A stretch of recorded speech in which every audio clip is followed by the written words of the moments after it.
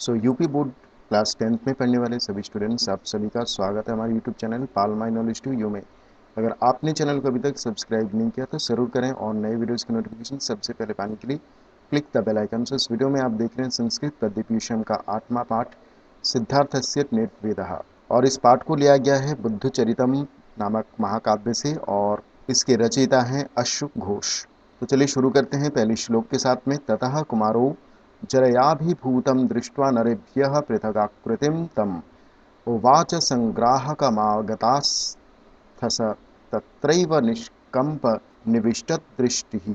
देखिए, ततः ततः या इसके बाद, तदंतर या इसके बाद, कुमारो अर्थात कुमारः अर्थात राजकुमार सिद्धार्थ ने, जरयाभिभूतम, जरया अर्थात बुढ़ापे से, और अभिभूतम अर्थात आक्रांत या प्रभावित, दृष्टवा अर्थात देखकर, नरेभ्यः अर्थात दूसरे मनुष्यों से, पृथक आकृति अर्थात अलग या भिन्न आकृति वाले, तम अर्थात उसे, उवाच अर्थात कहा, संग्राहकम अर्थात घोड़े की लगाम पकड़ने वाले से अर्थात सारथी से।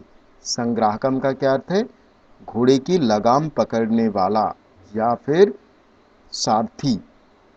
आगतास्थ अर्थात उत्पन्न विचारों वाला, तत्रैव अर्थात उसी पर अर्थात उस वृद्ध पर, एवं यानी कि ही, और तत्र यानी कि उस, तो उसी का मतलब उस वृद्ध पर, निष्कंप निविष्ट दृष्टि ही अर्थात दृष्टि को बिना हिलाए, निकंप अर्थात हिलाना, और निविष्ट दृष्टि ही अर्थात दृष्टि को बिना हिलाए, निष्कंप करते हुए अर्थात बिना हिलाए, बिना हिलाते हुए।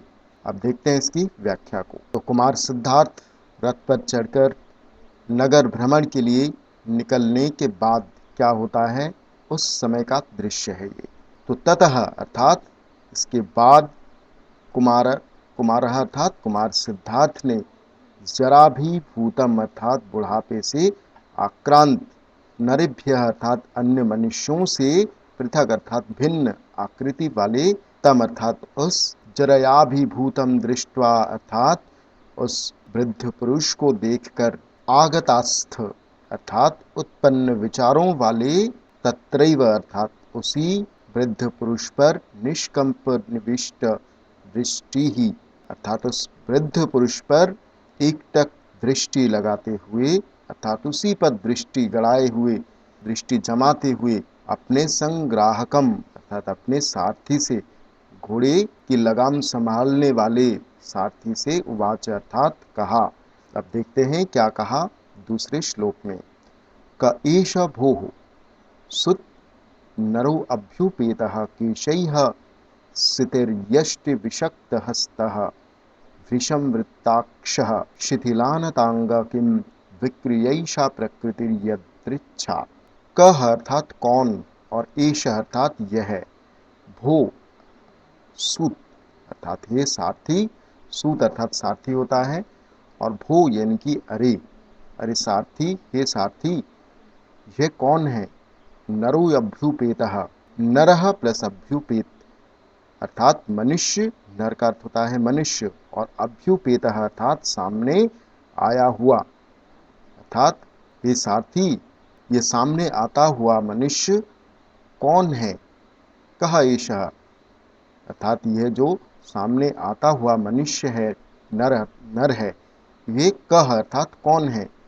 केशैः सितिर्यष्टि विषक्त हस्तः, केशैः अर्थात बालों वाला, और सितैः अर्थात सफेद, और यष्टि, यष्टि विषक्त हस्तः अर्थात हस्त अर्थात हाथ, और यष्टि विषक्त अर्थात लाठी पर टिकाए हुए हाथ वाला, अर्थात लाठी पर हाथ टिकाए हुए, और सितैः अर्थात सफेद बालों वाला, सफेद बालों वाला, ये सामने से आता हुआ मनुष्य कौन है? वृषंवृताक्षः शिथिलान्तांग किं विक्रियैषा प्रकृतिर्यदृच्छा।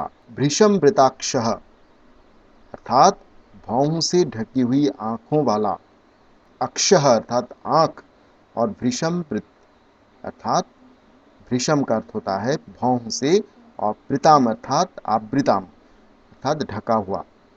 तो भौं से ढकी हुई आंखों वाला, और शिथिलांतांग अर्थात शिथिल का अर्थ होता है ढीले, और अनत अर्थात झुके हुए, और अंग अर्थात अंग वाला। तो ढीले और झुके हुए अंगों वाला किम अर्थात क्या, विक्रिया प्लस ईशा अर्थात यह परिवर्तन, ईशा अर्थात यह है, और विक्रिया अर्थात परिवर्तन, प्रकृति ही अर्थात स्वाभाविक स्थिति, और यदृच्छा अर्थात संयोग। अब देखते हैं इसकी व्याख्या को। तो राजकुमार सिद्धार्थ सारथी से बोले, हे सारथी, भूसुत अर्थात हे सारथी, सफेद सितैह केशैः अर्थात सफेद बालों से युक्त, और यष्टि विषक्त हस्तः अर्थात लाठी पर टिके हुए हाथ वाला, भृशम वृताक्षः अर्थात भौहों से ढके हुए नेत्रों वाला, शिथिलांतांग अर्थात ढीले और झुके हुए अंगों वाला, अभ्युपेतः अर्थात सामने आया हुआ, ईशः अर्थात यह, नरः अर्थात मनुष्य, कह अर्थात कौन है, किम विक्रिया ईशा क्या यह विक्रिया अर्थात विकार है अर्थात परिवर्तन है, अथवा प्रकृति ही अर्थात स्वाभाविक रूप है, या कोई यदृच्छा अर्थात संयोग है। तो यहाँ पर दूसरा श्लोक समाप्त होता है। आगे देखते हैं तीसरे श्लोक को। रूपस्य हर्जी व्यासनम बलस्य शोकस्य योनिर्निर्धनम रतिनाम, नाशः स्मृतिनाम रिपुरेन्द्रियानाम, मेषाचरा नाम यशीश भग्नः। रूपस्य अर्थात रूप का, हर्जी अर्थात हरण या विनाश करने वाली, व्यासनम अर्थात संकट या विनाश, बलस्य अर्थात बल का, शोकस्य अर्थात शोक का, योनि अर्थात जन्म देने वाली, मूल कारण, योनि अर्थात जन्म देने वाली, जन्म देने का कारण, और निर्धनम अर्थात निधनम का अर्थ होता है विनाश का, रतिनाम अर्थात काम सुखों को, नाश अर्थात नाश या विनाश, स्मृति नाम अर्थात स्मृति को या यादों को, रिपुहु अर्थात शत्रु, और इंद्रियाणाम अर्थात इंद्रियों को, ईशा अर्थात ये, और जरा अर्थात बुढ़ापा, नाम अर्थात नाम, यया प्लस ईशा यया अर्थात जिससे, ईशा अर्थात यह है, और भग्न अर्थात टूट गया है। तो देखते हैं इसकी व्याख्या को। तो सारथी ने राजकुमार बुद्ध अर्थात सिद्धार्थ के प्रश्नों का उत्तर देते हुए सारथी ने कहा, उत्तर दिया कि यह रूपस्य हर्जी अर्थात यह रूप का विनाश करने वाला, बलस्य व्यासनम अर्थात बल के लिए संकट रूप, शोकस्य योनि अर्थात शोक अर्थात दुख की उत्पत्ति का मूल कारण, और निधनम रतिनाम, रतिनाम अर्थात काम सुखों को, निधनम अर्थात समाप्त करने वाला, नाशः स्मृतिनाम, स्मृतिनाम नाशः अर्थात स्मृति को नष्ट करने वाला, रिपुहु इंद्रियाणाम, इंद्रियाणाम अर्थात इंद्रियों का, रिपु अर्थात शत्रु, यह जरा अर्थात बुढ़ापा है। तो रिपु अर्थात इंद्रियों का शत्रु, जिसका नाम क्या है, बुढ़ापा है। यया अर्थात जिससे, एष अर्थात यह है, जो नर है पुरुष है, ये भग्न अर्थात टूट गया है। ठीक है, तो ये जो पुरुष है, जो वृद्ध पुरुष है, वो क्यों टूट गया है, इन सभी के कारण। जिनके कारण, रूप का विनाश, बल के लिए संकट स्वरूप, और दुख की उत्पत्ति का मूल कारण, और रतिनाम निधनम अर्थात काम सुखों को समाप्त करने वाला, और स्मृति नाम नाशः अर्थात स्मृति को नष्ट करने वाला, और इंद्रियों का शत्रु, जिसका नाम अर्थात जिसका नाम यह बुढ़ापा है। यही ईश्वर अर्थात जिसके द्वारा यह भग्न अर्थात टूट गया है, ये पुरुष टूट गया है। ठीक है, तो इस पार्ट में श्लोक संख्या 3 तक, अगले पार्ट में श्लोक संख्या 4 से देखेंगे। होप आपको ये पार्ट समझ आया होगा।